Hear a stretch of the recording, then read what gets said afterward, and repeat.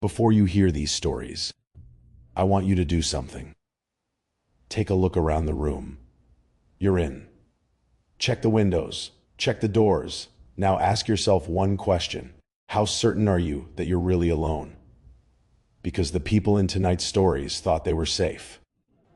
One was stalked through Snapchat. One came face to face with someone holding a knife. And another discovered that the people pretending to be strangers online had been following every move they made. These aren't haunted houses.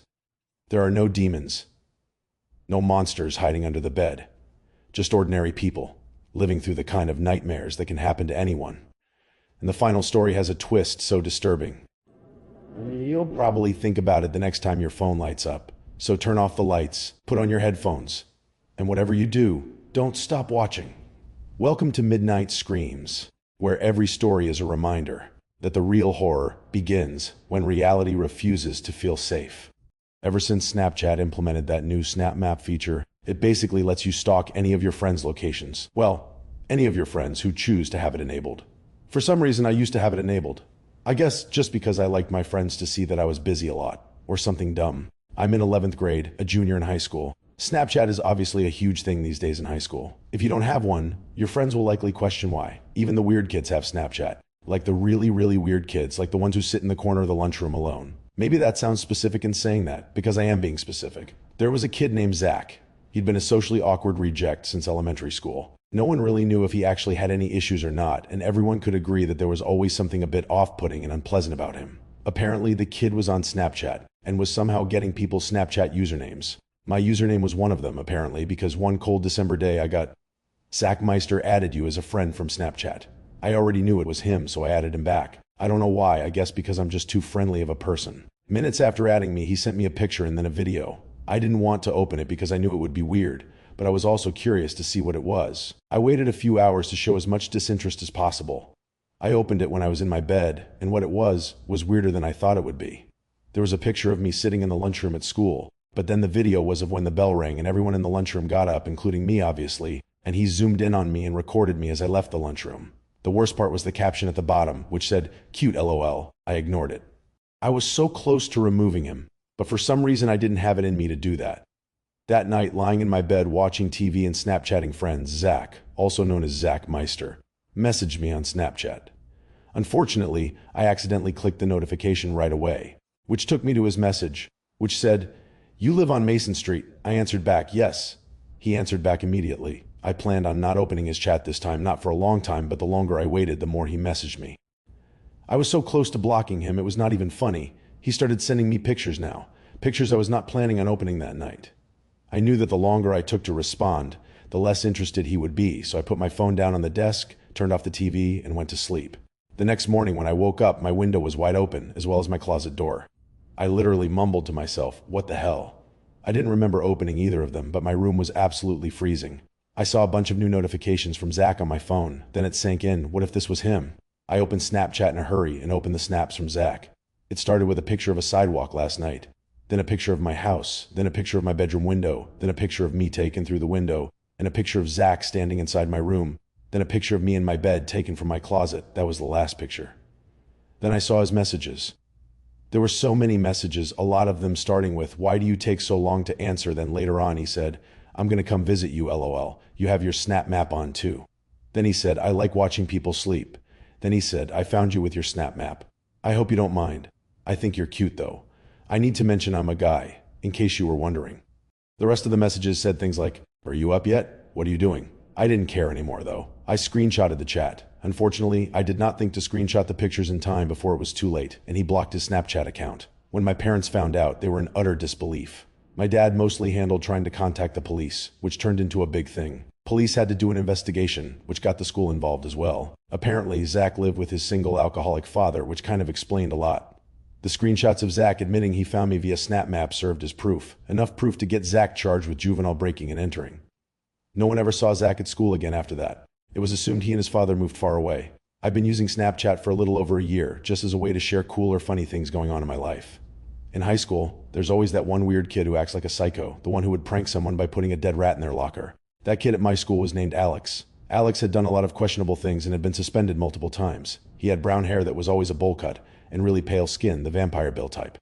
One day, I got a notification on my phone while I was playing a video game. It was from Alex. I didn't remember adding him, but then I thought he must have seen my snap code from my Instagram page or something. It was weird though. I could see a score, which means I did add him back at some point, I just don't remember when. I put my phone down until I died in the video game I was playing. I unlocked my phone and opened Alex's snap. It was an extremely zoomed-in picture of a door handle, more specifically a locking mechanism. It was captioned "Hello." I actually got a screenshot of the picture.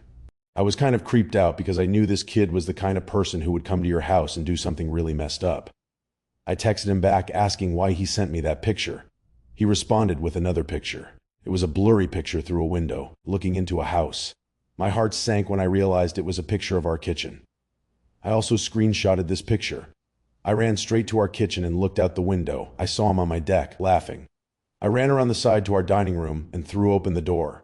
He was still standing there, but he was holding his hand behind his back. I told him to get off our deck, but he slowly removed his hand from behind his back. He was holding a knife. I slammed the door shut and locked it. I yelled through the door that if he didn't leave, I would call 911. He smiled at me and slowly walked off our deck.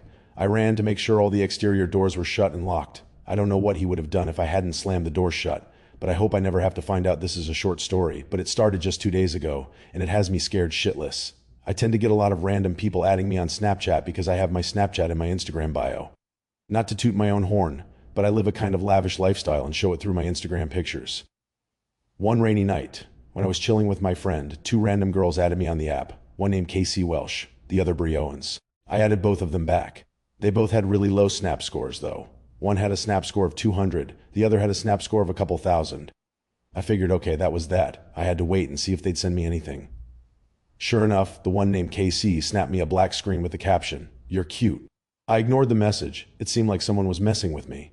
I checked the snap map and saw that both of the girls shared their locations. In fact, the 2 of them were apparently together in a car, not too far from me. Anyway, I had to go home. The weather outside was getting worse, and it was getting late.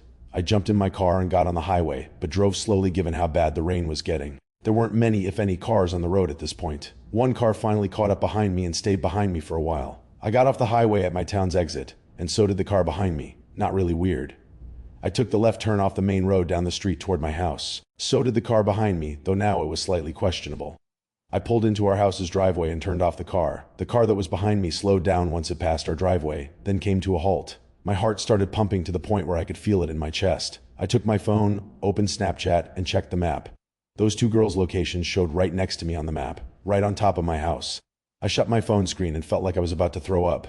My dad was home, so if I could make it to the door and ring the bell a million times, maybe I'd be okay. But no, it was too risky. Instead, I called the house phone. Thankfully, my dad picked up right away. I yelled into the phone, begging him to come outside. I saw the car in the street reversing to come closer to the driveway. At the same time, the front door opened and my dad came outside, looking at the car in the street. The car drove off, and only then did I run through the rain to the house. My dad hugged me and asked who those men were. I broke away from the hug as he said men. I asked, "How do you know and how many?" He replied, saying he saw at least 3 large men sitting in that car, looking at him as it drove off. Last night I woke up to noises outside my window, like leaves crunching, garbage cans being moved around, people outside my window. I just knew it. I knew the blinds were open. I didn't want to look. I was too horrified to look at that window. Then I heard, "I know you're up. Don't move a muscle," there at the window. It was my dad. It was the scariest moment of my life. It sounded like my dad was hiding behind my bed. I heard footsteps outside move away, and my dad finally said it was safe. He watched as the car, parked outside, the same one from the previous night, drove off. My dad and I are too horrified to even go to sleep tonight. My dad said he's ready to call the cops at the slightest sign of something happening outside. If anything happens, I'll send an update.